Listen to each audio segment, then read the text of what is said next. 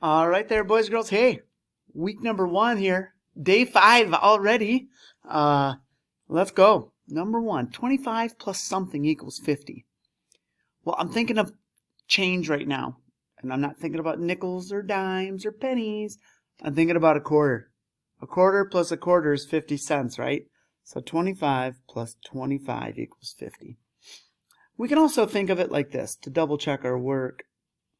Let's go 25 plus 25. 5 plus 5 equals 10. And then 2 plus 2 is 4, plus 1 more is 5. So that does equal out. It is 50. Okay? Right, less than, greater than, or equal to. So we have 440 compared to 404. So really the difference is here. It's 40 compared to 4, right? So they're trying to trick you, but I'm glad to see they didn't.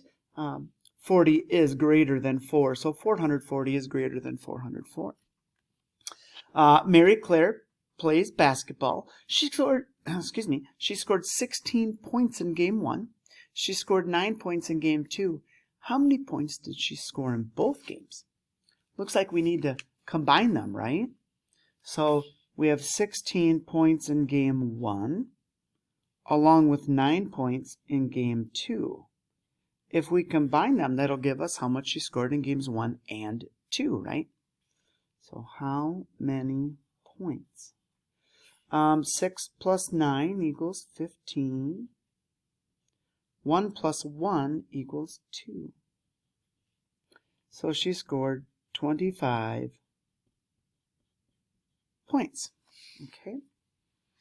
Write an addition problem that equals 276. Okay, so something plus something equals 276. Well, we could choose 100 on 1.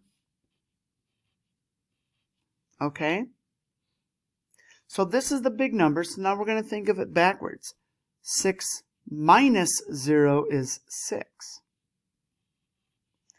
7 minus 0 is 7. And 2 minus 1 is 0. So we could think of it as 76 plus, 2 minus 1 is 1. 176 plus 100 equals 276. Let's see. Do penguins live at the North Pole? These kids say yes, these kids say no. How many kids think penguins live at the North Pole? That would be how many answered yes, correct? So let's count by 5s with our tally marks.